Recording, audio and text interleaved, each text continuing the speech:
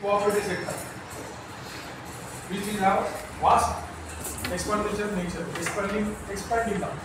आणि तिथं काळाची गरज आहे. कोऑपरेटिव्ह सेक्टरमध्ये मॅनपॉवरची काळाची गरज आहे. कारण जेव्हा आम्ही ग्रॅज्युएशन केलं, प्रोजेक्शन केलं, तेव्हा सुद्धा जीडीसी होतं. पण मला प्रॅक्टिकली पण माहित नव्हतं की जीडीसी म्हणजे काय आहे, काय घ्यायला गरज आहे, काय गरज आहे, काय स्कोप, काय एवढं काय नव्हतं.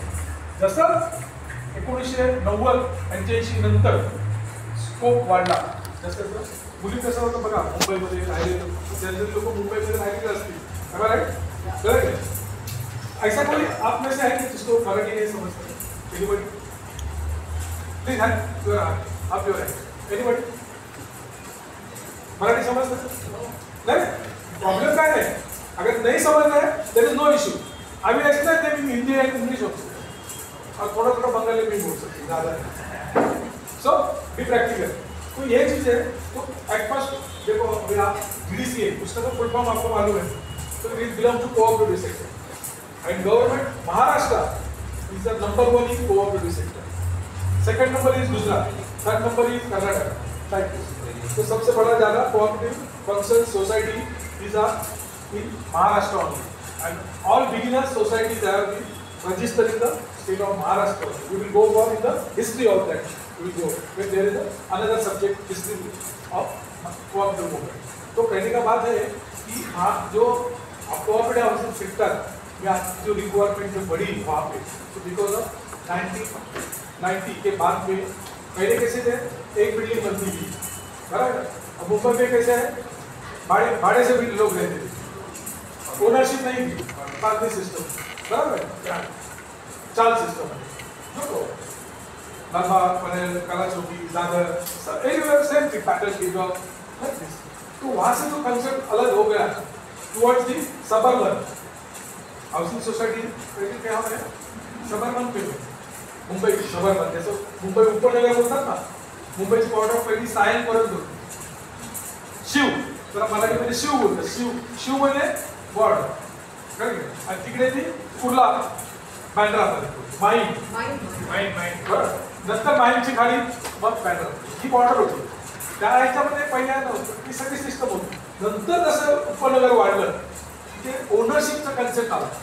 Ownership of the flat complete Naveen concept होता. ते ओनरशिप फ्लॅट कल्पनाच नवीन होती, पण त्याच्यामध्ये त्याचे रिलेटेड जे पेपर्स आहेत ते सगळे नवीन आले. कारण आपल्याला भाडे घ्यायला भाडेवाला यायचा आपल्या घरी, तर तो सगळं मॅनेज करत होता. आपण फक्त भाडं देत होतो, जे संत होते.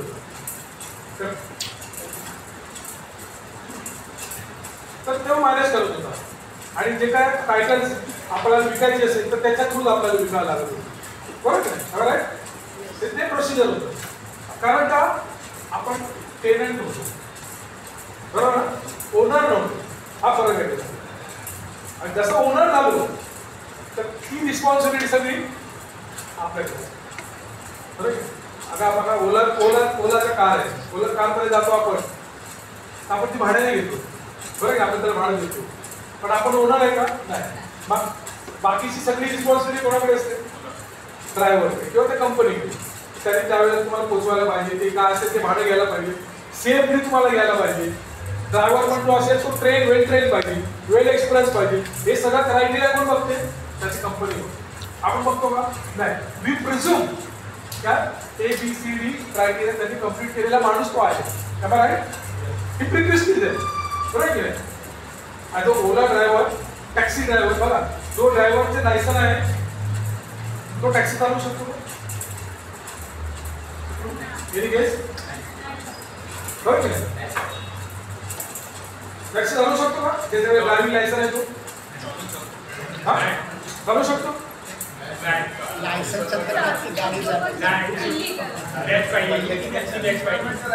ठीक आहे. पण रिझन काय सांगू याचं. आता ड्रायव्हर आहे, बरोबर की नाही. ड्रायव्हर आहे, गाडी चालवणार. टॅक्सी पण तीच कार असते, ती पण कार असते, बरोबर ना. मग तो का नाही चालवू शकत, नाही. लायसन आहे, कार चालवायचं लायसन आहे, पण तो टॅक्सी नाही चालवू शकत.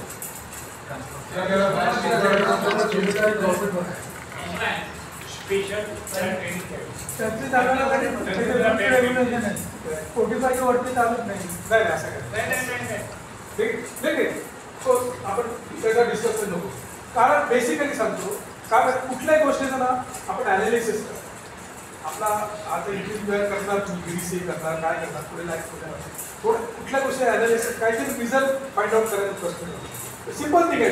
दोन्ही लायसन आहे दोघांकडे, दोन्ही का सेम मॉडेल आहे, सेम सगळं आहे, पण हे ही नाही चालू शकत, पण हे चालू शकतात. Got my point. Taxi driver can run the car, बरं, पण car driver having licence cannot run the taxi because public transport system, there is a guideline system. So government has RTO, Road Transport Authority is there. They have drafted the guidelines. Who will be the taxi driver? Driver होना चाहिए. Plus taxi driver who will be.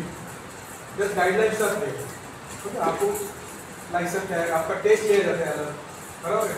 तो गाड़ी का कितना speed से भी चलाने का उसके एक लिमिट है. When you are running the private car, it is up to you. क्या है, कितना चला है. When you are running the private or public transport, buses, BST driver, sub any public transport, there is a limit of speed. उतने से आपको चलाना है. उसके आप आगे पे चला नहीं सकते. अगर चलाएंगे तो will be in the fault. आप बोलेंगे मेरा गाड़ी 140 का दिखा है, मतलब जा सकता है, तो मैं क्यों नहीं चलाऊं? Because you are transporting the public. So the responsibility of all public is on your shoulder. आप जब खुद की कार चलाते हैं, you will be with own responsibility. Own responsibility. यहाँ पे आपकी given responsibility आपको. ये पब्लिक बस में के पब्लिक बैठे हैं, उनको सेफ में जाना, लेके जाना आपकी जिम्मेदारी है. बराबर है.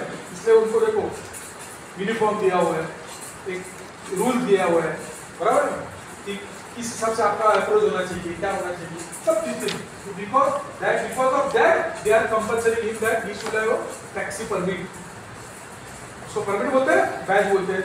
देखो कंडक्टर ड्राइवर के पास भी बैच रहते हैं. अभी कंडक्टर का गाड़ी चला रहे हैं, लेकिन उसके पास भी बैच होता है. He has to also pass the exam. गाड़ी वाहन चालक है. तो यहाँ पे आपके को वहाँ पे भी ऐसे है कि जो हमारा जो सोसाइटी BDCA है, सोसाइटी का कोड है जो है, वहाँ पे भी अपने को डिफरेंट टाइप्स ऑफ सोसाइटी ये है. I think I heard that कब इसके पहले कुछ इसके बारे में लेक्चर हुआ है regarding management of cooperative housing society. झालंय किती पर्यंत झालंय काय आयडिया एनिबडी काय गेस? तर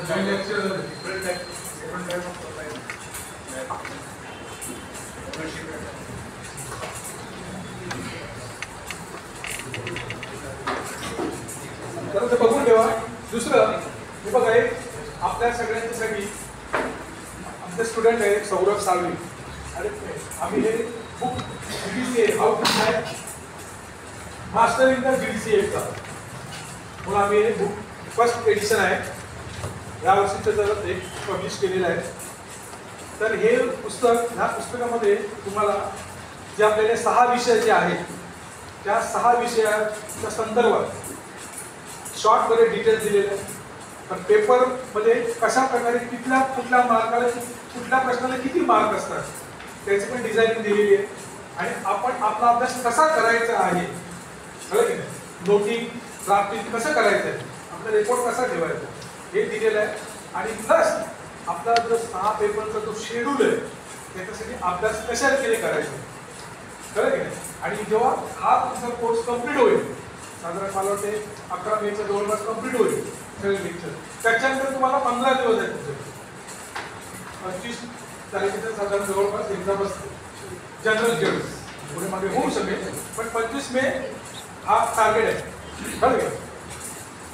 आणि दुसरं की त्याच्यासाठी मग आपल्याला प्रिपरेशनसाठी फोकस कसा ठेवायचा. कारण जनरली बघा आता जे पॅटर्न आहे एक्झामचा सध्याच्या, ते 1 दिवसाला 1 पेपर, परत 2 दिवस गॅप, परत दुसरा पेपर, बरोबर ना. पण ह्याच्यामध्ये कसं आहे, तुम्हाला 6 पेपर 3 दिवसात द्यायचे, दिवसाला 2, आणि दॅट 2 ऑल्सो थेरिटिकल. बरोबर आहे. आता आपल्याला लिहायची सवय आहे, कारण आता सगळं, आणि आता ते बोलून पण होते, लिहायचं पण आता झालं, बोलायचं फक्त बस. बरं, पण ते लिहायसाठी तुम्हाला थोडा स्वतःला इन्व्हॉल्व करायला, स्वतःला लिहायची प्रॅक्टिस ठेवायला पाहिजे. त्यानंतर काय होतं, कम्प्लीट होणार नाही. कारण माझा स्वतःचा अनुभव सांगतो मी, की माझा पण पेपर लिहून होत नव्हते, एवढा हात दुखत होतो, ते असं कसं करायला लागत होतं, तू बसायला लागत होतो, कारण ते जमत नाही. कारण फोकस खाली, especially due to hot summer especially आपल्याला प्रॉब्लेम येतो. म्हणजे जरा स्वतः सुद्धा घरी बसून 3 तास बसून लिहायची प्रॅक्टिस हात गेला पाहिजे. बरं, आणि दुसरं, माझ्यापेक्षा तुम्ही जास्त कोणी एक्सपिरियन्स असेल काय नाही, पण प्रॅक्टिस परीक्षेला जाताना कुठली नवीन पेन घेऊ नका, डायरेक्ट नवीन. ॲटलिस्ट 1-2दा तरी 15 मिनिटं लिहिलेलं पेन घ्या. कारण काय, नवीन पेन आहे ना, चालत नाही. जर वापरलेलं पेन असेल तर ते प्रॅक्टिकली व्यवस्थित आहे. आणि 3-4 पेनं बरोबर ठेवा. कारण काही वेळेला जर नाही चाललं तर तुम्हाला दुसरा कोण पेन देईल की नाही गॅरंटी आहे. कळलं. दुसरा, आता जेव्हा माझे लेक्चर असणार तर तुम्ही एक मार्किंग पेन घेऊन नेक्स्ट लेक्चरपासून तुम्हाला जो कलर पाहिजे त्याचं मार्किंग घेऊन घ्या. कारण मी तुम्हाला काही काही गोष्टी तुम्हाला अंडरलाईन करायला सांगणार बुकमध्ये.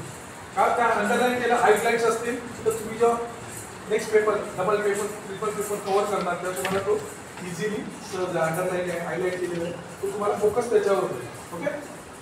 तर हे बुक आहे, ज्यांना पाहिजे असे सावंत सरांनी सांगितलंय, तर 220 रुपयाची किंमत आहे. 10% डिस्काउंटमध्ये आपल्याला मिळेल. बुक फार महत्वाचं आहे. म्हणजे ह्याच्यात तुम्हाला, ह्याच्यातून गेला ना 30% तुमची लढाई कम्प्लीट आहे. 30% लढाई तुम्ही जिंकणार. ह्याच्यात ह्याला फॉलो करा. त्याच्यात कम्प्लीट लिहिलेलं आहे, कम्प्लीट, की कसा प्रत्येक पेपर, काय माहिती आहे, कशा प्रश्न येतात, त्याच्यात किती असतात, प्रॅक्टिकल किती आहे, फिलिंग द ब्लँक्स किती आहे, शॉर्ट नोट्स कसे असतात, कळलं. आणि शेवटी लास्टला तुम्ही हाऊ टू लास्ट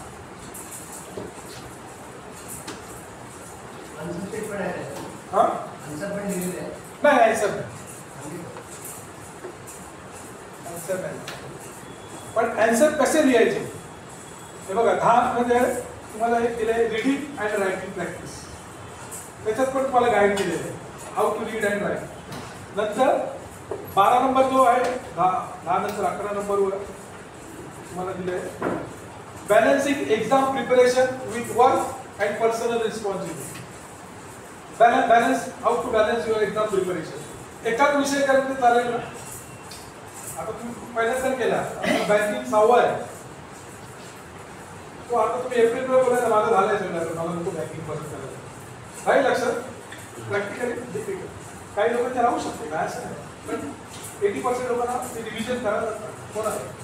तर बॅलन्स एक्झाम. आणि लास्टला आहे बघा,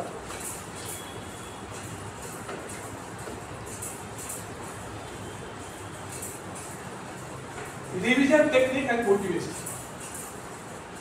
जे तुम्ही जे पेपर प्रिपरेशन केलंय तिथं रिव्हिजन कसं करायचं, की आपल्याला कितपर्यंत येतंय, कितपर्यंत आपल्याला लक्षात राहते. कळलं.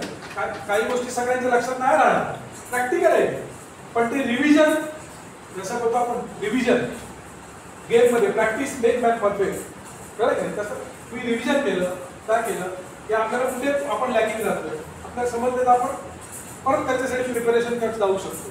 कळलं. 10 पैकी आपल्याला 8 तिकडे चांगलं येते, 2 मध्ये आपण लॅकिंग राहतोय, पण त्या 2 पॉईंटवर फोकस करून तुम्ही प्रिपरेशन करू शकता. बघ, तर हे पुस्तक आहे, फार उपयोगाचं आहे. 220 रुपये त्याची किंमत आहे. 10% डिस्काउंटमध्ये आपल्याला मिळेल. सरांकडे तुम्ही सांगा, मला पाहिजे तसं आपण नेक्स्ट संडेला किंवा इन बिटवीन, मॅडम जसं बोललं, तर इन बिटवीन जर तुम्हाला अवेलेबल करता आलं कुठेतरी तर तुम्ही ते तिथून कलेक्ट करू शका. आपण तसं पण काय असेल ऑप्शन बघू आपण. ओके. पण माझा या 8082 190 789 8082 190 789. आणि ह्याच्यामध्ये कुठपर्यंत गेले होते?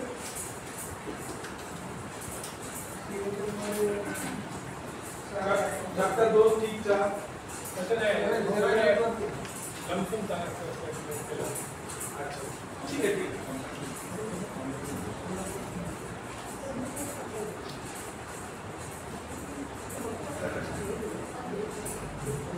ठीक आहे करा हे बघा ह्याच्यामध्ये ना बघा 3 नंबर चॅप्टर 4 नंबर पाहिजे लिहून घ्या 3 नंबर 4 नंबर 8 10 13 आणि 20 झालं 3 4 8 10 13 आणि 20 हे जे चॅप्टर आहे हे व्हेरी फोकस थोडे मोठे आहेत पण ते जास्त प्रॅक्टिकली आपल्याला त्याच्यावर फोकसिंग करायचं आहे आणि बाकीचे जे आहे त्याच्यावर तुम्हाला जास्त करून शॉर्ट नोट्स आहेत बाकीचे जे चॅप्टर आहे त्याच्यावर शॉर्ट नोट्स आहेत सीएचचं बुक येते कोऑपरेटिव्ह हाऊसिंग सोसायटी बायलॉज 2014 मध्ये आपल्याला प्रदर्शित केलेलं लेटेस्ट व्हर्जन आहे 2019 मध्ये त्याचं हे केलेलं आहे काय म्हणतात अमेंडमेंट केलेली आहे तर त्याच्यात काही गोष्टी इनकम्प्लीट आहेत काही गोष्टी त्यानंतर इलेक्शन प्रोसिजर फार शॉर्ट दिले डिटेल्स आपण त्याच्यामध्ये पण ते तुम्हाला कळलं कारण त्याच्यावर तुम्हाला क्वेश्चन्स येतात किंवा बाय लॉज विचार आता तुम्ही एक काम करा आता आपण ते घेऊ पण हा विषय तुम्हाला क्रॅक करायसाठी तुम्ही बॅक साईडला टर्न आउट करा 20.7 नंतर बॅक साईड 20.7 सर तुमच्याकडे बुक नाही का? नाही सर.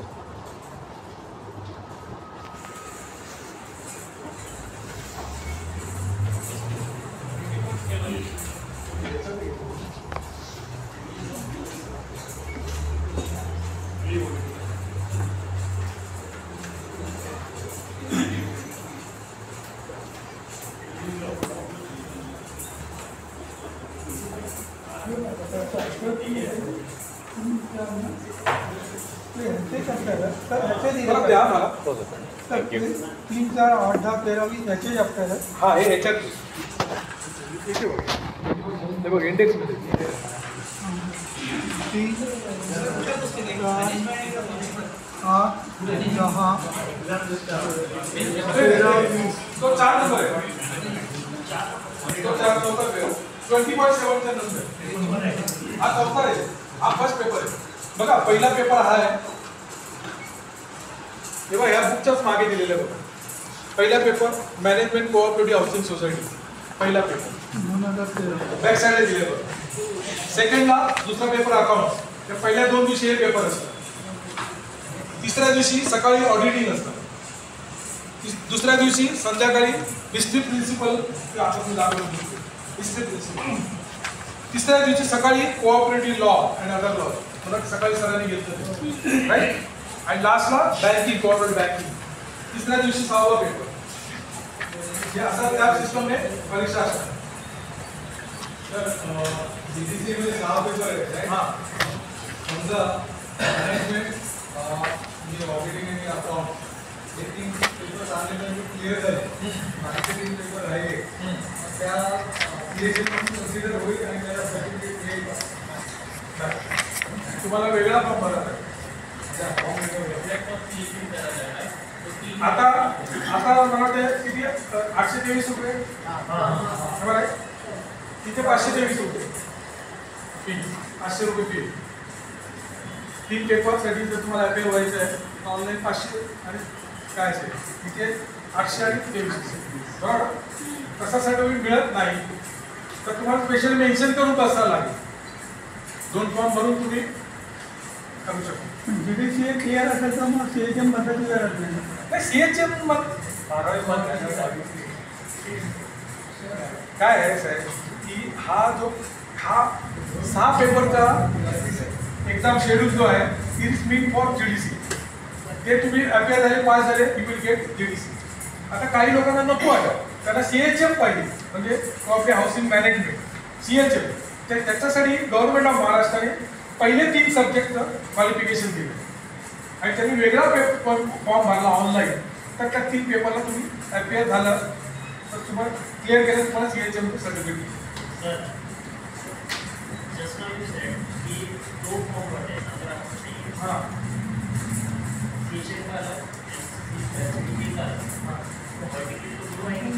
हां हां नहीं हॉल टिकट आएगा बराबर. आपके तो ऑप्शन आएगा ना पेंशन का. सब्जेक्ट टू ऑब्जेक्टिव वहाँ पे देखो एग्जाम का सीट आपको वही और सर्टिफिकेशन आप क्या करते हैं आप ऑप्शन क्रिएट करते हैं. राइट बराबर ना. अगर CHM का मैंने फॉर्म भर दिया बाकी का नहीं तो at least I will get CHM certificate.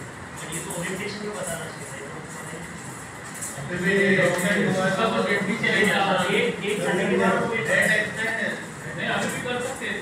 सात तारीख कुछ है I think 7 is there but we will on date on 7 is there. एकच पेपर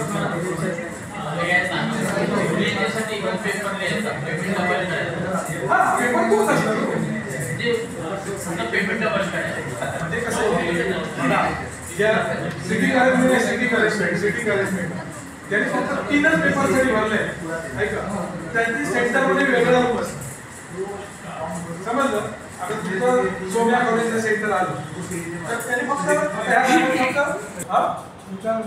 बघा ऑप्शन आहे का बघा आहे मला वाटते कारण मी काय त्याच्या थ्रू गेलेलो नाही. तुम्ही इन्क्वायरी करा इन्क्वायरी असेल तर चूज करा नसेल तर. आणि मी तर काय म्हणतो काय ऐका काय ड्युअल पॉईंट करू नका. इथं आम्ही तुम्हाला जे शिकवणार आहे ना तुम्ही बिंदास GDCA पास काय टेन्शन घेऊ नका. कारण हा ऑप्शन काढून टाका तुम्ही ते माझे नाही होणारच. कळलं की नाही. कॉन्फिडन्स आम्ही तुम्हाला बुक दिलंय मेहनत करून बुक बनवलंय 4 महिने लागले त्याला सगळं शेड्यूल तयार करायला. त्या शेड्यूल प्रमाणे तुम्ही प्लॅनिंग केलं फोकसिंग केलं फक्त रायटिंगची प्रॅक्टिस करा. कारण ते मी नाही सांगू शकत तर तुमच्या स्वतःला करायला पाहिजे कारण पेपर तुम्हाला लिहायचे बरोबर आहे. सेकंडली तुम्ही जेवढं विषय समजून स्वतःच्या लँग्वेजमध्ये लिहा तुम्हाला जास्त भेटेल. बरं तेवढा स्पीड आहे. दुसरं की जेव्हा 30 मार्क एकच प्रश्न आला काय की बाबा नाबार्ड बद्दल माहिती लिहा बरोबर. What is the duties and functions 8 मार्काचा आला आणि तोच प्रश्न समजा 30 मार्काला आला नाबार्डचाच 30 मार्काला आला बँकिंग मध्ये याच्यात नाही 30 मार्काला आला तर आपला आन्सर कसा असतो हा डिफरन्शिएट तुम्हाला करता आला पाहिजे. जेव्हा लॉंग आन्सर लिहिताना तुम्हाला पहिली हिस्ट्री लिहायला पाहिजे. लक्षात ठेवा. आता नाबार्ड बद्दल जर लिहायचं असेल तर नाबार्ड कसं फॉर्म झालं कधी फॉर्म झालं कुठल्या रूलमध्ये ते झालं कळलं त्याचा फुल फॉर्म काय आहे कळलं की नाही आणि ते काम काय करते आणि काळामध्ये ते चेंजेस झाल्यानंतर नाबार्डची आता इंडिपेंडंट अथॉरिटी कधीपासून तयार झाली. पूर्वी नाबार्ड जो बँकिंग घेईल तो सांगेल तुम्हाला डिटेल्स पण आता विषय होतो की जर तुम्हाला त्याच्यात लिहायचं असेल तर पूर्वी नाबार्ड रिझर्व्ह बँकच्या अंडर काम करतो. आता नाबार्ड इंडिपेंडंट काम करतो पण overall supervision reserve bank of India. कारण त्याला काय दिलं सॉरी त्याला नाबार्डला रुरल डेव्हलपमेंट अँड ऍग्रिकल्चर त्याची इंडिपेंडन्स त्यांची अथॉरिटी दिली. त्यांनी गाईडलाईन्स फॉलो करून रिझर्व्ह बँकेत परमिशन घ्यायची गरज नाही. स्पेशल केसमध्ये तर गव्हर्नमेंटने नवीन काय गाईडलाईन्स सांगितलं अदरवाईज पूर्वी नाबार्डला सगळं रिझर्व्ह बँकेला विचारायला लागलं. हा जो चेंजेस कधीपासून झालाय त्याच्यामुळे त्यांच्या अथॉरिटीमध्ये काय झालंय कळलं की नाही आणि ते आता कुठल्या अथॉरिटीला काम करू शकतो हे सगळं तुम्हाला तर 30 मार्काच्या मध्ये लिहायला पाहिजे. कारण 30 मार्कापैकी ऍटलीस्ट तुम्हाला 15 मार्क नाही मिळाले तर पेपर ट्रॅक करताना कधीच नाही कळलं की. तर याच्या मागच्या साईडला बघा काढा तुम्ही बघा पेज P1 बॅक साईड ह्याच्यामध्ये तुम्हाला अर्धा सिलेबस तयार पेज 27 नंतर बघा P1 go back please everybody.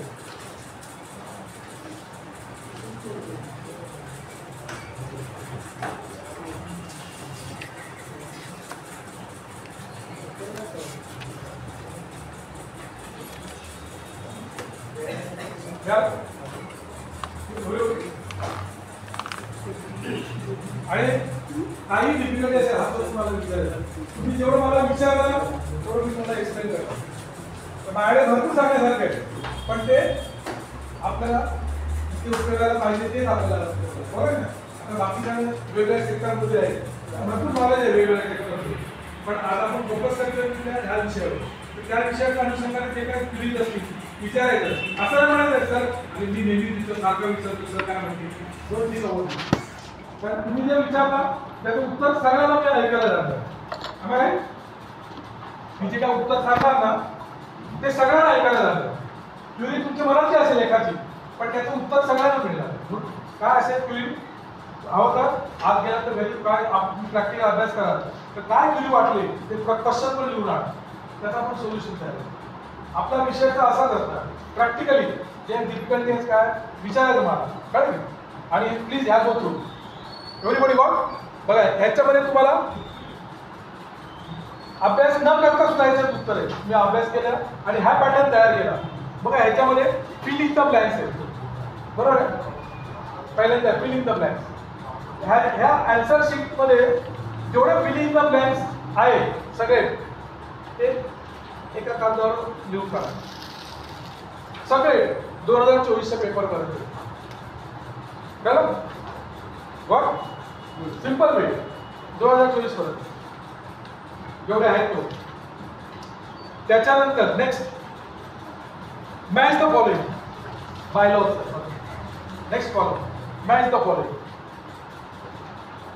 हे प्रश्न येणार आणि याच्या हक्काचे मार्क आहेत आपल्याला मॅच द फॉलोइंग त्याच्यात तुम्हाला डिफरंट विचारत आहे ऑडिट रेक्टिफिकेशन रिपोर्ट पुढे येईल पुढे आपण शिकवतो ऑडिट रेक्टिफिकेशन रिपोर्ट त्याच्यात आन्सर आहे जी सेक्शन 82 तुम्हाला लिहिता आलं मग म्हणून ह्याचा फिल इन द ब्लँक संपल्यानंतर असे जे आन्सर दिलेले आहेत मॅच द फॉलोइंग ते सगळे वेगळे एका ठिकाणी काढले जातात आणि चांगल्या हस्ताक्षरात बिचपीट न करता लिहा कारण जेव्हा तुम्हाला परीक्षेच्या वेळेला जायचं आहे तेव्हा तुम्हाला इझिली रिव्हिजन करता आलं तर हँडरायटिंग क्लिअर कट आणि चांगल्या स्पेस करून लिहा गचडी गिरबीट करून लिहू नका पेपरमध्ये इन्पेन चालतो की कुठलाही quality नाही. त्या पेपरची क्वालिटी कशी आहे बेस्ट वॉलपे किंवा जेल पेन जेल जेलमधलं पण थोडं पण जेल माझ्या मते बॉल पेनच वापर काय का माहिती आहे एक तर उन्हाळ्याचे दिवस आहे कारण घाम पण येतो कळलं की नाही आणि पुढे तुम्हाला लिहिताना कुठेतरी पेपरवर लिहिलं गेलं तर पुसून जायचं कळलं की नाही आणि प्रॅक्टिकल झालेलं आहे आमच्या तिकडे म्हणून तुम्हाला बेस्ट बॉल पेन वापरा चांगल्यापैकी कळलं की नाही? तर हे तुम्हाला एक कार्य मॅच द फॉलोइंग सगळ्या पेपर अँसर्स मध्ये विथ अँसर कळलं की नाही अँसर काय आहे तर समोर मार्क करून सगळ्यांचे लिहा बरोबर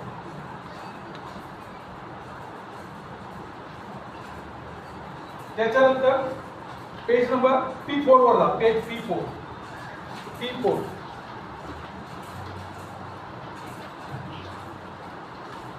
बघ P4 जो बुक आहे बाजूचा टीचर आहे काय पण आहे त्यामध्ये असं नाही 6 पुस्तक आहे म्हणजे 6 पुस्तक आहे नाही हे याच्यात नाही जर कोणतं ऍडजस्ट करायचं व्हॉट एव्हरीबडी त्याच्यामुळे पेज 4 पहिलं बघा पेज 1 नंबर मध्ये बघा परत थोडं आपण फिल इन द ब्लँक्स हा फिल इन द ब्लँक्स कळलं का साहेब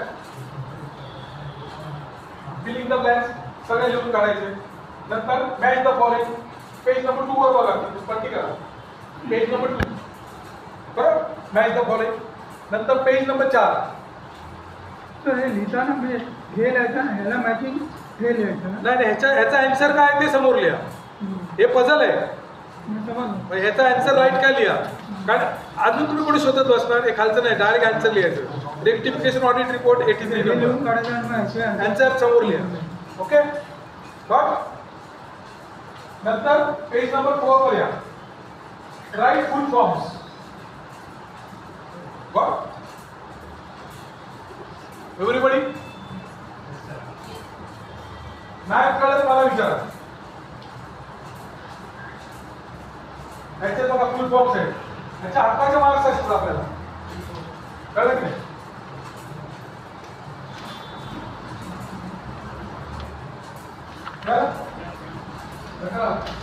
आवाज येतोय का? चहा मागवूया. आता मी फक्त चहा मागवू शकतो इकडे. तर दिस पॉइंट ओके. बघा जेवढं आहे पुढे ते सगळ्यांना करायचं. इकडे साईडला फुल फॉर्म लिहिलेला आहे. हा एनी कॅन लिहिलेला आहे आणि इकडे दिलेले 12. आता आपण जे 12 केले ते त्याच्यामध्ये 2 रॉंग झाले तर 10 मार्क मिळणार की 8 मिळणार? निगेटिव्ह मार्किंग नाही आहे. क्वेश्चन चांगलं आहे. निगेटिव्ह मार्किंग नाही आहे. नाही त्यांनी ते विचारलेला प्रश्न बरोबर आहे. गुड. असेच प्रश्न विचारत राहा, कारण ह्याच्यातून तुमच्या बघा त्यांच्याकडून चूक झाली असती पण ती आता चूक होणार नाही. कारण फॉलो द इन्स्ट्रक्शन. ते इन्स्ट्रक्शन दिलेलं आहे काय ते बरं की नाही. जे तुम्हाला 2 ऑप्शन आहे, तुम्हाला 1 नसतील तर 2 सोडू शकता ते, बरं की नाही. पण तुम्ही 12च्या 12 लिहिले तरी मार्क ऐका म्हणजे आपला असं गैरसमज होतो की मी 12 लिहिले तर मला 2 चुकले, कळलं की नाही, तर 10 मला मिळतील. Attempt any take. तुम्ही अटेम्प्ट किती केले? यू रॉंग, बरं की ॲज पर इन्स्ट्रक्शन आपल्याला पेपर लिहायचं. इन्स्ट्रक्शन समजा 2 चुकी झाली तर 8 मार्क भेटणार. कारण your attempted more than this. मग ते काय करणार सुरुवातीचे बघा सर एक्झामिनर काय करतो थोडं आयडिया देतो तुम्हाला. पहिले जे 10 लिहिले ते चेक करा, त्याच्यात 2 चूक झाले 8च दे. गॉट माय पॉइंट. शेवटचे 2 केले, पहिले 10 चेक करतात ना, पहिले 10 आले तर दे ना. मॉडरेटर काय करतात ते तुम्हाला सांगितलं. आता तो स्किल तुमचं आहे, पेपर तुम्हाला लिहायचा आहे. तिथे का प्रोफेसर येणार आहेत का पेपर लिहायला? आपल्या आयडियाने लिहा ना, नो प्रॉब्लेम. म्हणून काय करायचं, तिथे आपल्याला शुअर आहे लिहून टाका, नॉट शुअर आहे कीप इट बॅक. रिव्हिजनला वेळ मिळतोय ना, कळलं. पण खाडाखोड करू नका, ओव्हरराईट करू नका, कळलं. आपल्याला नाही द्या ना, आता 12 आहे, 12 6 आपल्याला कॉन्फिडन्स येते, ठीक आहे ना. नंतर बघू ना, लिहिता लिहिता कोणतं आठवतो किंवा कोणतरी सांगतो आजूबाजूला आवाज. तर आपले डोळे आणि कान पिसणे ठेवतो. तो एक प्रश्न रिडेव्हलपमेंट ऑफ सोसायटी. ह्याच्यामध्ये 2009 प्रमाणे आन्सर दिलेले आहे, पण आता 2024 पर्यंत रिडेव्हलपमेंट ऑफ सोसायटी भरपूर चेंज झाले. आपण येऊ दे. ओके कळलं. हे ऑफ द रेकॉर्ड आहे. कळलं. कान आणि डोळे नंतर भेटू. हा करू दे ना, काय प्रॉब्लेम. आपण कडे काय वाईट बोलतोय, चांगलं कळलं.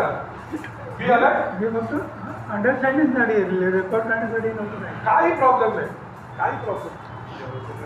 बघा तुम्हाला सेल्फ कॉन्फिडन्स इम्पॉर्टंट आहे. मला माहिती आहे मी काय बोलतोय, कान्याच्या विरुद्ध काय बोलत नाही. बोलतो का मी? थोडा त्रास होईल पण I that will answer to face. I can do. तो प्रॅक्टिकल मी काय सांगितलं, आपलं नाक आणि नाक नाही, कान आणि डोळे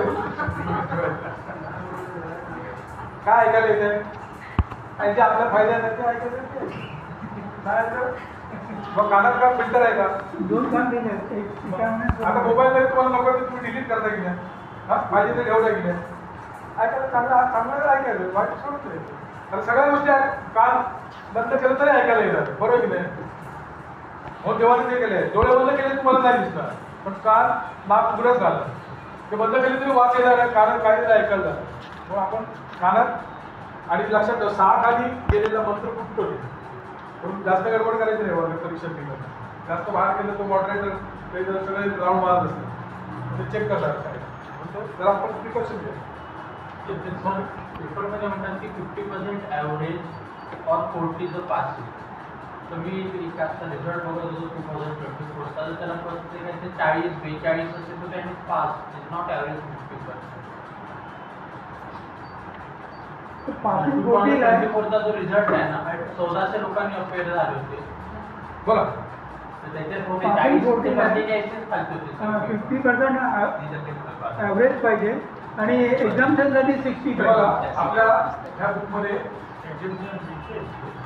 तुमच्या सगळ्या जे आहेत ना क्वेश्चन तरी मी तुम्हाला सांगतो याच्यात पासा तुम्ही नंतर डिटेल्समध्ये मला तरी सुद्धा सांगतो की ह्याला ॲव्हरेज पासिंग असं काही नाही. each subject that you got 40 and above at a time of 6 subjects you will be cleared for exam. This will be exam pass. आणि दुसरं जर तुम्हाला ज्या विषयामध्ये 50 पेक्षा जास्त मार्क मिळाले ते आणि तुम्हाला बाकीच्या विषयात कमी मार्क आहे यू आर फेल. मला गॅरंटी आहे तुम्ही कोण होणार नाही. आपल्या शिकवण्यासाठी कशा काय उपयोग आहे फेल नाही.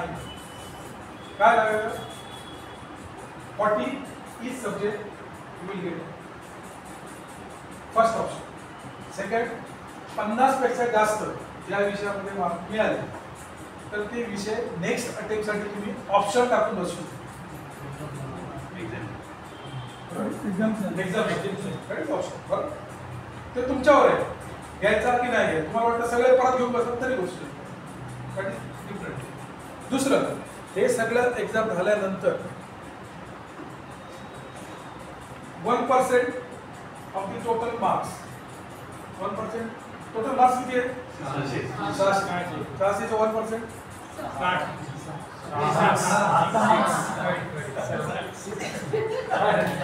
मला एक ठोका चुकला हो माझा.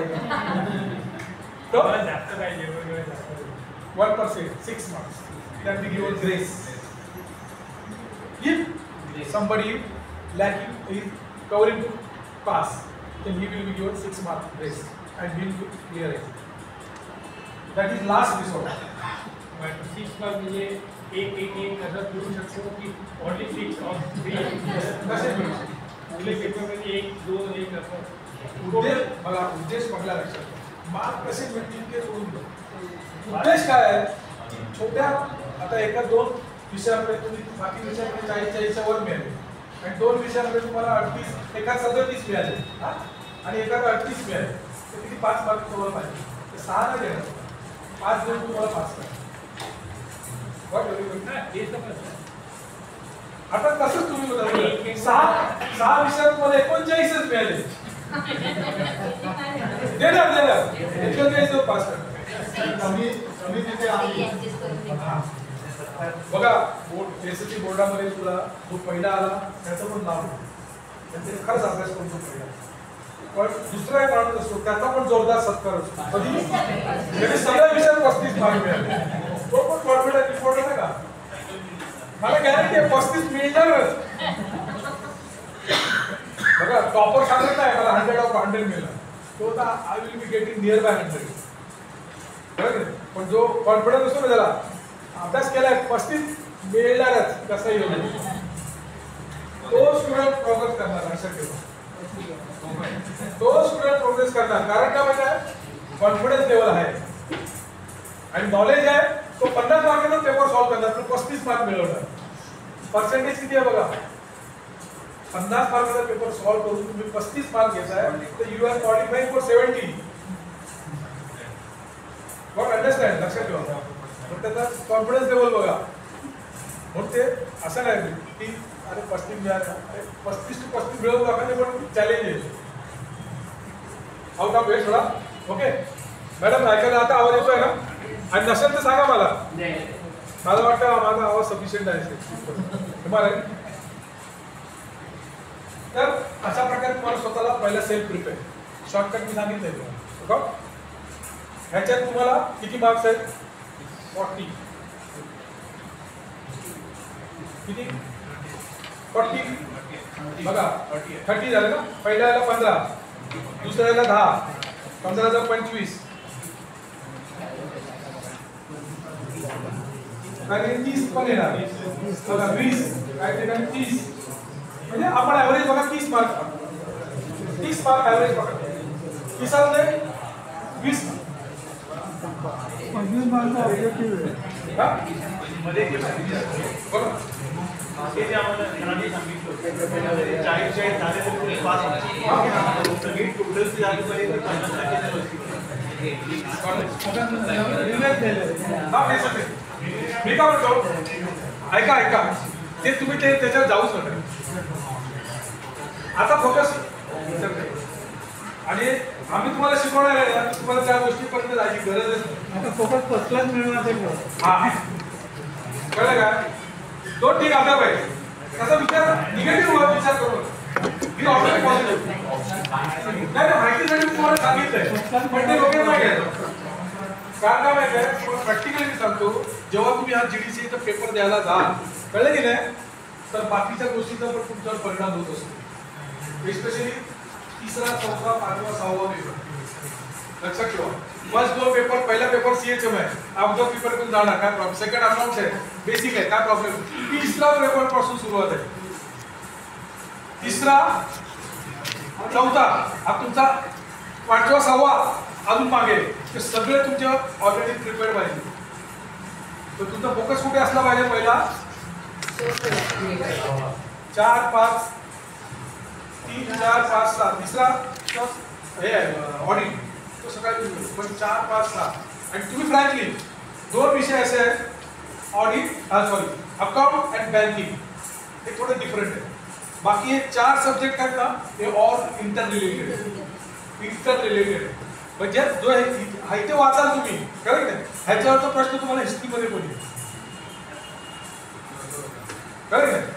म्हणून असं आहे की हा पेपर आहे ओव्हरऑल तुमचं प्रिपरेशन फोकस प्रत्येकाला मी सांगतो तुम्हाला कसं प्रिपरेशन करायचं. जे माझे सब्जेक्ट आहेत बरोबर आहे. ह्याची एक मला 30 मार्क आहे. 30पैकी 20 मिळाले तर तुमच्या मला 40 आहे. तुम्ही 20 मिळवाल.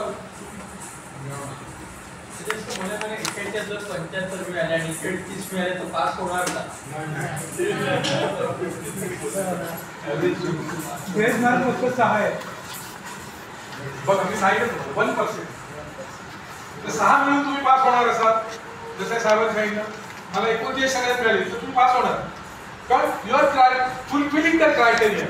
लक्षात ठेवा बघा त्याला अनालाइज करा का सिच्युएशन आहे. You are fulfilling the criteria by getting 6 mark shortage of 6 mark 1 mark short in each subject. You are eligible to get 6 mark and will grade of passing subject. हे आपण डिस्ट्रीब्यूट मध्ये करू. नाही एकदानी केलेलं SSCला 35% mark मिळाले सगळ्यात 35.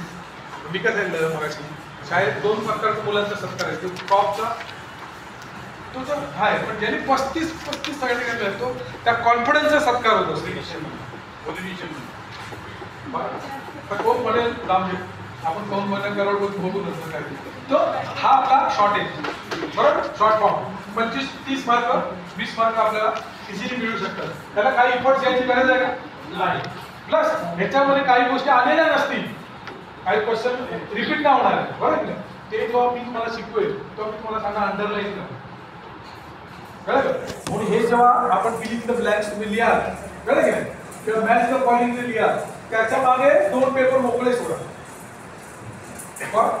Feeling the blanks पहिले लिहिले 3 पानं भरली अजून 2 पानं सोडून देणार करेक्ट नाही. किंवा जे मी मार्किंग करून देणार त्याच्यामध्ये सुद्धा फिलिंग ब्लँक्स लिहू शकतात.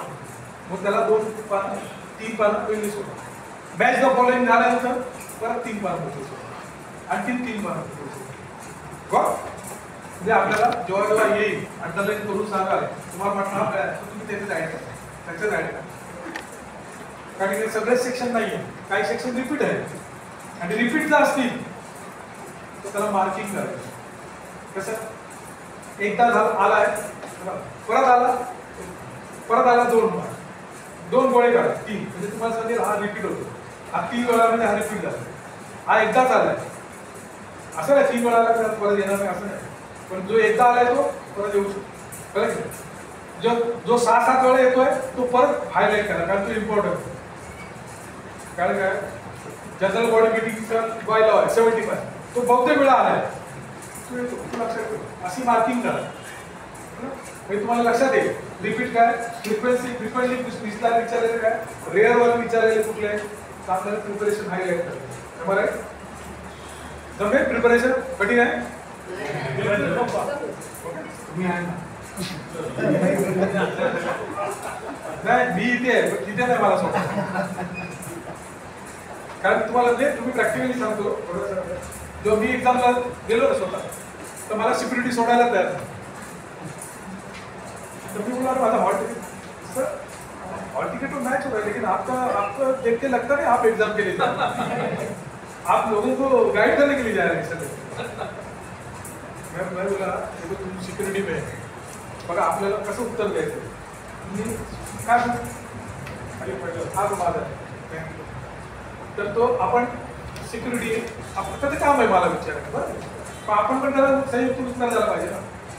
मी काय सांगितलं त्याला तुम्हारा काम क्या है, hall ticket at the time of entry देखने, मेरा हॉल टिकट देखा, मेरा फेस मैच हुआ, आपका काम खत्म.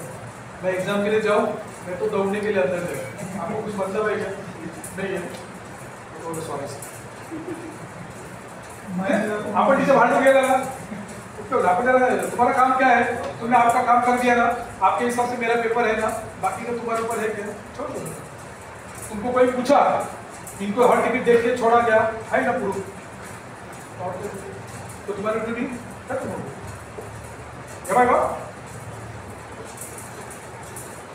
त्याच्यानंतर हे तर आपले 25 मार्काचे झाले, 30 मार्क बघा.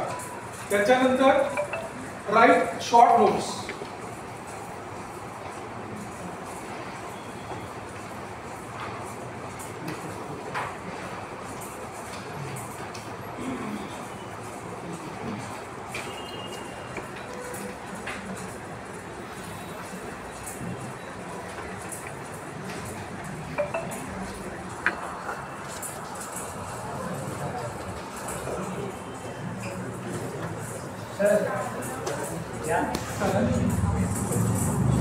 या बुकमध्ये 2018, 2020 आणि 2024 बाकी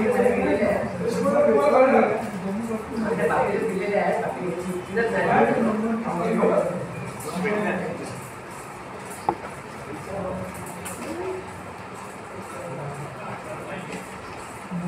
बघा एक आपण पिक्चर समजा END पिक्चर बघतो एंड, आपण म्हणतो एंड. आता तुम्ही ते मला विचारलं त्याच्या उत्तर सांगतो. एंड म्हणजे समाप्ती नाही. आजपासून तुम्ही काय ठेवायचं, इफर्ट्स नेव्हर डाय. लिहून घ्या पाहिजे. एंड मीन्स इफर्ट्स नेव्हर डाय. आपण घेतलेले प्रयत्न, आपण घेतलेले मेहनत कधी फुकट जात नाही. इफर्ट्स नेव्हर डाय.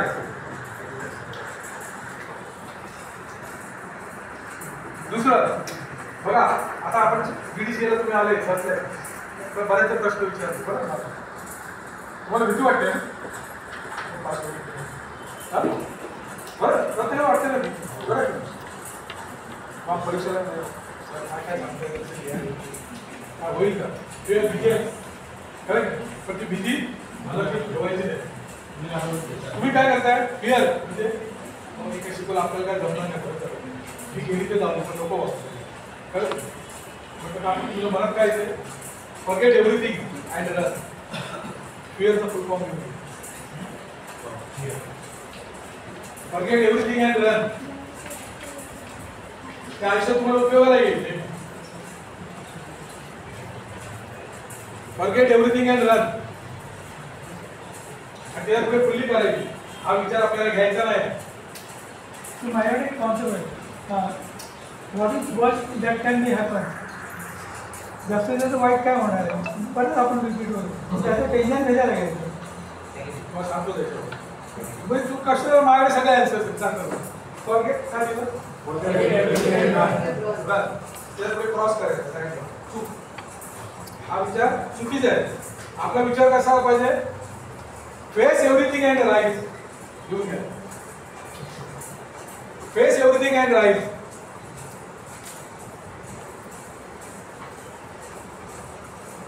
आणि त्याच्यापुढे टिक करा. तो विचार आपला असला पाहिजे. बरोबर? जी एका परीक्षेला तोंड द्यायला तयार आहे. काय पाहिजे मराठीमध्ये डायरेक्ट वर्ष. That is what attendance पाहिजे. हा? You judge perfectly. मी मोटिवेशन स्पीकिंग पण करतो. As per as book. काय तुम्हाला काय काय मी शिकवतो काय काय कन्सेप्ट समजतील येतील. हे सरांनी बरोबर हेच केलं. Because this is a practical of life. आपल्याला जर आयुष्यामध्ये हे करायचं असेल, तुम्हाला सांगतो मी स्वतः 48 वर्षानंतर एक्झाम दिली. माझा फोकस काय होता? माझ्या माझा मुलगा वगैरे डॉक्टर आहे. तर तुम्हाला काय सांगू, दुसऱ्या पेपरला गेलो ना घरी, अक्षर माझे पाय सुजलो. तर मी ओलाने गेलो घाटकोपरवर आणि घरी गेलो ना असं टेबलवर पाय डोळ्याला बसलो. कारण ते सहज होत होतं मला. तुला आला मला काय बाबा तुम्ही काय तुम्हाला कोणी काय डोक्यात दिलंय काय ह्या वयात काय पडलंय का? काय गरज आहे का तुम्हाला? थोडी पेन्शन मिळते, एवढे मिळते, काय काय प्रॉब्लेम आहे का तुम्हाला? उद्या तुम्ही जाऊ नका, बस झालं. मला तुम्हाला सांगितलं उद्या जाऊ नका. तुम्ही 4 ते पेपर दिले, 2 तर प्रिपरेशन आहे माझं. आता मी थोडं वाचणार आणि झोपणार, सकाळी जाणार काय मग बाकी काय कुठं करायचं तुम्हाला? 4 तर दिले ना, 2 तर सहज देईल काय कुठं आता झालंय माझं. सकाळ उठलो मग तुम्ही मेहनत होतो पण मला त्याच्यावर स्वतः गाडीने सोडलं. आणि आता तुम्ही म्हणा सर गाडी असं ओला नाही मागायची, कारण मी तुम्हाला मुलाला फोन केला असता ना तो तिथेच मग काम करते सोमया कॉलेजमध्ये तिकडे जमला. तुम्ही प्रॅक्टिकल आपल्याला प्रॅक्टिकल म्हणून सांगतो. पण मी दुसऱ्या गाडीने गेलो, तुला परीक्षा झालं काय प्रॉब्लेम काय रिझल्ट आला झालं का. सांगायची गोष्ट म्हणजे कसं आहे आपला फोकस असला बाकी काय डिफिकल्टी म्हणून काय झालं face everything and write. This are practical difficulties are there. घाबरून जायची होणार आहे. आता एवढ्या वर्षानंतर एक्झाम दिल्या होणारच ना, पण हौसेला काय असते सर पर्सेंटेज किती मिळाले? ते जाऊ चेक करू. नाही बघा प्रश्न विचारला की पण हा जी एक्झाम आहे त्याला पर्सेंटेज इज नॉट करायचं. फक्त knowledge how you apply your self. कारण इथे तुम्हाला जे आहे तर मग जजच्या समोर उभे राहून नाही बोलायचं. Anybody is LLB? कोण एलएलबी आहे? आता तुम्ही एलएलबीचा कोर्स केला बरोबर? हा नाही असू दे त्याच्यावर पण तुमच्या डोळ्यावर कोर्टचा सीन आहे तर तुम्हाला आन्सर्स कसे द्यायचे? Cross immediate. तो समोर काय विचार बाय लॉ कुठला by this so by god बरोबर आहे. आपण पिक्चर मध्ये दाखवतो पण तसं असं मला face to face with all law बरोबर. तुम्हाला आहे का चुकला तर केस हाणला इमिजिएट. बरे तुमची राईट साईड असेल पण रॉंग प्रिंटेशन केलं बघा कोर्टचा जज जेव्हा एक जजमेंट देतो त्या खाली एक वाक्य असतो काय माझ्यासमोर जे पुरावे सादर केले त्या पुराव्याला नजर ठेवून किंवा त्या पुराव्याचा विचार करून मी हा निर्णय देतो. दॅट मीन्स तो निर्णय फायनल होऊ शकत नाही तर तुम्ही चॅलेंज करू शकता. कारण काय कोर्ट ही थोडा आउट ऑफ सिलेबस आहे. Court is not a investigation authority. am I right or wrong? Investigation authority कोण आहे? पोलीस सीबीआय ईडी काय असेल बरोबर. आजकाल ईडी सगळ्यांना माहिती आहे कोणाच माहिती आहे जो भी आहे. This are all investigation of investigation authority. They have got authority how to investigate and there is a procedure let down by law and government. वो फॉलो करके उसको वो प्रिडिक्शन करना है केस बराबर है ना. कौन सा कलर लगा वो फिर जज के सामने जाएगा वो विथ प्रूफ फिर क्रॉस होके फिर जज पूछेगा. दैट मींस अगर इन्वेस्टिगेशन लैप्स हुआ तो सामनेवाला तो बेनिफिट घेतो. आपण ऐकतो ना पोलिसांनी केस बरोबर बनवलेले आहे बरं, पोलिसांनी गॅप ठेवले, मोठे मोठे केस चालू आहेत बघा, नाव मी सांगत नाही. That is a practical.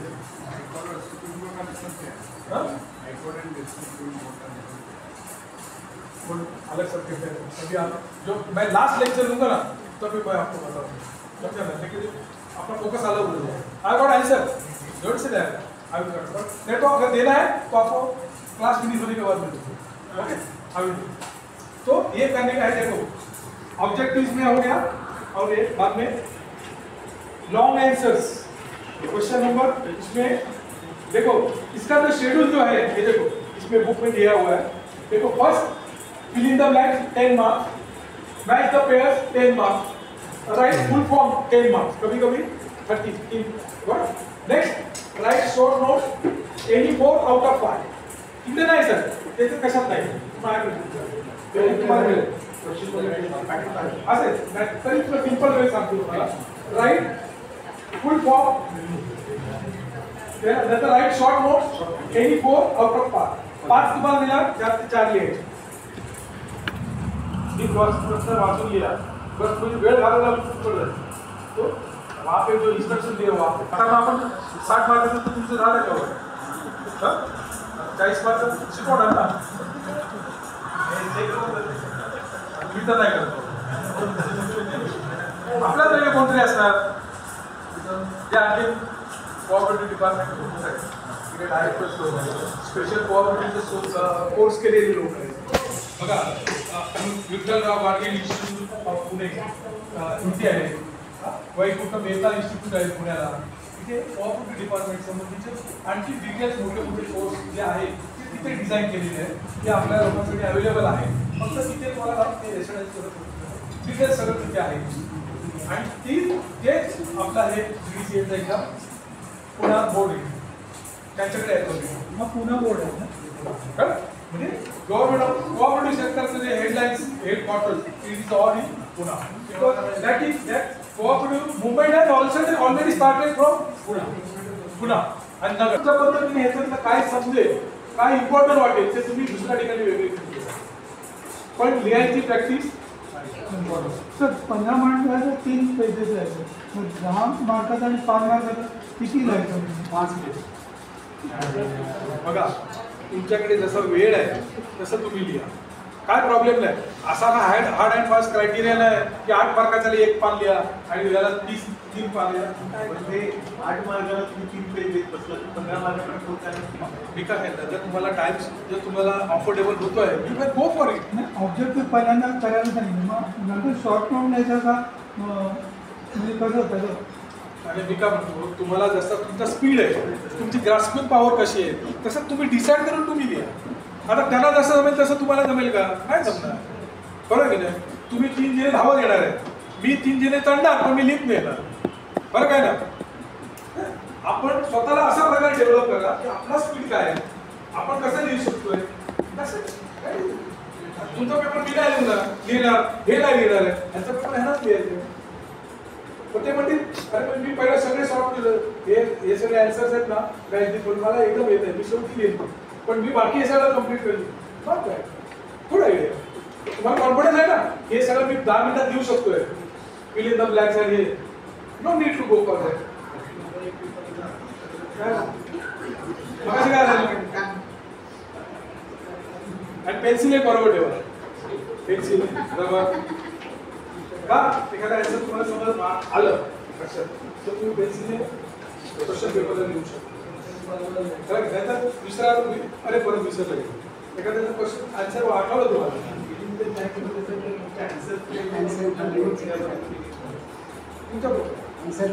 खाली आन्सर लिहू शकतो, काय प्रॉब्लेम नाही. फक्त करेक्ट आन्सरला करेक्ट मार्क.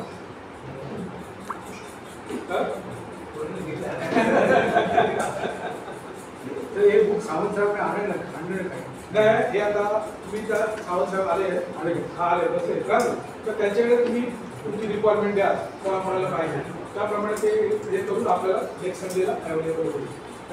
सांगितलं ह्या जर पुस्तक तुम्ही फॉलो केलं तर 30-40% तुमचा सिलेबस आरामात कव्हर होतो. उरलेला 40% आम्ही तुम्हाला आयडियाज देतो. 20% आम्ही शिकवल्यावर तुम्हाला तिथं आलं पाहिजे. आणि एवढं जर नाही आलं तर मग आमचा काय उपयोग आहे? आम्ही घरीच बसलेले बरं आहे. कसं येतो तुम्हाला तरी वेळ घालवणार बरं काय? सावंत सरांना एवढी अरेंजमेंट करायला लागते. पण इट इज वेस्ट. बरं की नाही? वेस्ट. बरं की नाही? आता वेस्ट नाही झालं तर तुमची जबाबदारी. कळलं की नाही? Everybody is ready? येस. कोण रेडी नाही त्याने हात वर करा.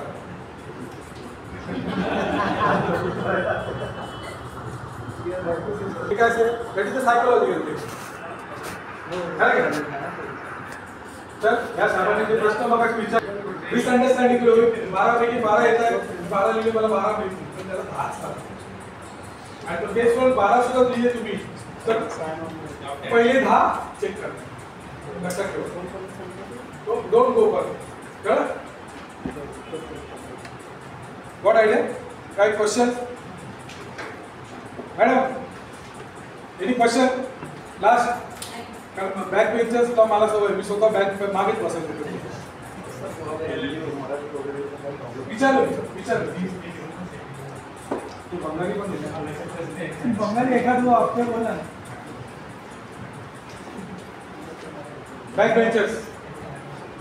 हा कारण मी स्वतः मी मागेच बसायचो पण झोपायचो नाही. पण मागून ऑब्झर्व करायचं. आणि मला कॉन्फिडन्स आहे की माझ्या आवाजात मी पण झोपणार नाही. कळलं का? म्हणजे दूरदृष्टी. हा दूरदृष्टी. हा काय दूरदृष्टी नाही. दूरदृष्टी आता मला 2 चष्मे लागले. दूरदृष्टी अजून क्लिअर आहे माझं. हा हे प्रॅक्टिकली असं पहिल्यांदाच बसा. मागतो बसतो म्हणजे मागचा का हुशार नाही, पहिला हुशार आहे, मधला गाळा आहे, असं काही नसतं. कळलं की नाही?